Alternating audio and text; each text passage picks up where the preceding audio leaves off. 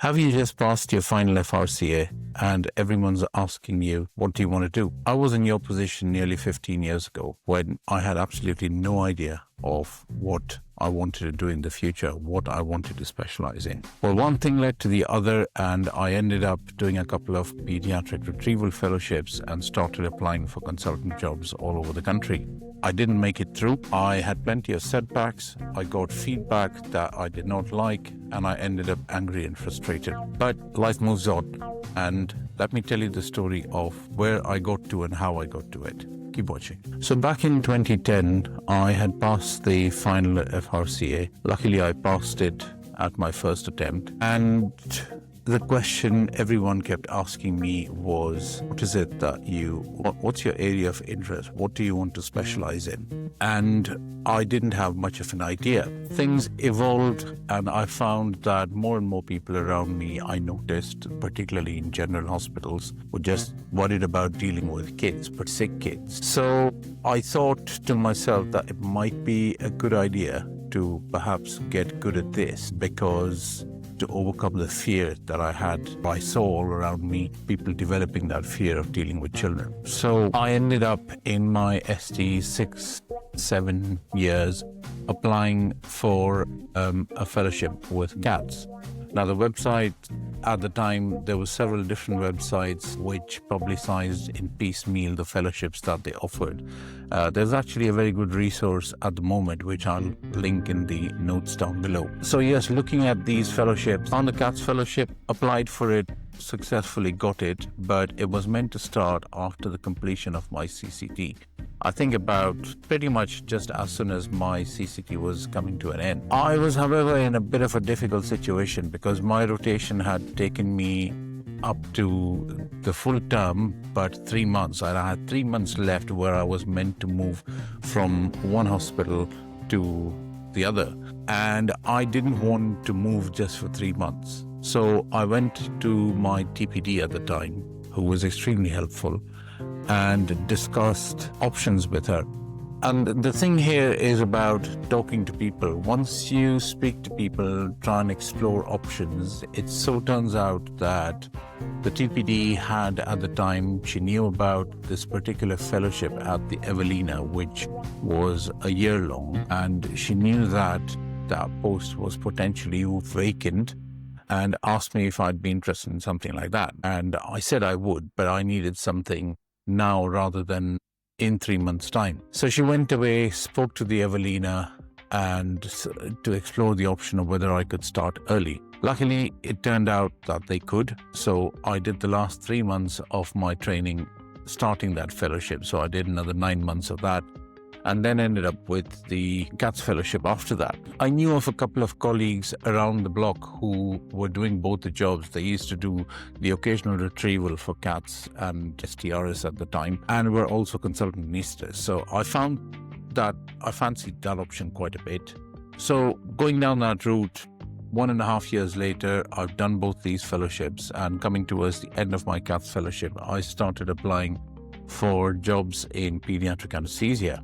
I applied, I got shortlisted for a locum job at a tertiary center and a substantive job at another tertiary center. I didn't get any of those jobs. The locum job people said that they were willing to offer me a senior clinical fellow post, which I wasn't very keen on at the time because I'd already spent nearly a year post-CCT doing fellowships, and it meant moving out of where I was, which I would have done for a substantive job, but not for a temporary one. The substantive job interview, it was a good experience because it was a full interview panel, as it is for substantive interviews, but unfortunately, the feedback I got from that was that my knowledge and experience was a little bit lacking. And although I was very good in terms of dealing with sick babies, I could deal with herpes sepsis really well, for example, but I was found wanting when it came to something as bread and butter as, let's say, neonatal laparotomy. And that got me thinking about the fact that, yes, I've done a fellowship in pediatric retrievals. I'd done a mishmash of retrievals, PIC, and some theaters, but I wasn't exactly, if you looked at my competitors out there, they'd done 2 to 3 years in specialist hospitals in Birmingham, Manchester, and London. And I was no match for that. So the situation I was going to be left with was going to be that of a potentially big fish in a small pond. I say big fish only because it would potentially be a job where it'd be a consultant anaesthetist with an interest in pediatric anesthesia. So I would end up being, which I did end up being, someone who was more comfortable with children in theatre than many of my other colleagues. So that was just a brief outline of how my story went. And I think the 4 points that I'd like to give you from my own story is, number one, being in a position where I am involved with the recruitment of newer consultants. I often get asked the question soon after FRCA by a lot of trainees, what would you like me to do? And that's usually asked. I understand why it's asked. It's asked with the idea of where's your gaps, where's your vacancies, which areas do you need me to specialize in so that I can pitch 3 years later for a job to your hospital. Is it obstetrics? Is it pediatrics? And my answer to that always is that it doesn't matter. It's not about what I need. It's more about what you want to do. Because if you go into something, if you specialize in something that you really like, you are more than likely to excel in it. Whereas if you went into something because I've said that, well, probably going to have a job in, I don't know, obstetrics in 3 years' time, and you go off and do obstetrics and you hate working on the labor ward, it's very unlikely that you're going to thrive in it. And that will show when you turn up for the interview, and that will show in your CV. So in my opinion, it reflects quite poorly if you ask me that question, or ask any clinical director that question of where is your shortage. If you know them well enough, you're working at that hospital, then you potentially have the scope to speak to many other people around and assess things for yourself and see where the shortages are.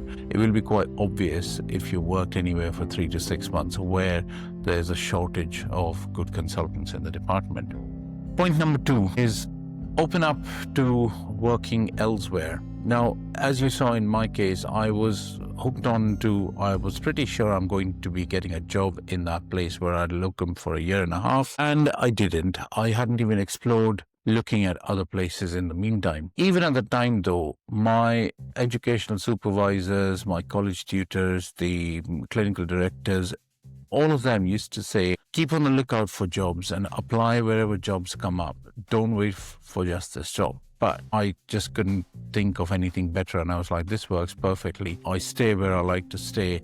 And at the time I was going through my divorce, I was quite keen to not move out too much from where I was living to be in close proximity to my son.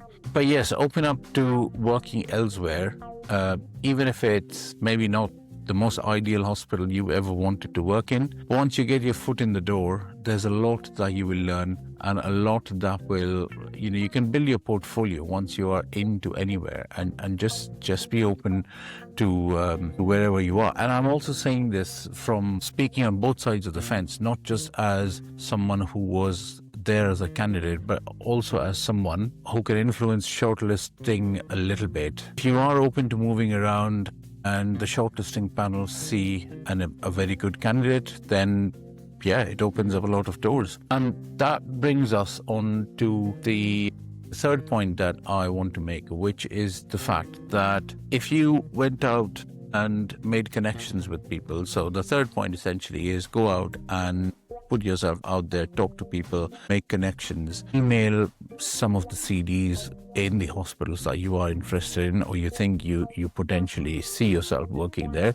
It sometimes takes a few days for a response to come back. Sometimes you don't get a response. No harm in prompting them again to send your CV along, say what you're interested in. They might well come back and say, well, we don't need anyone in this area, and that's fine. So you don't have to waste your time there, but go on and do that.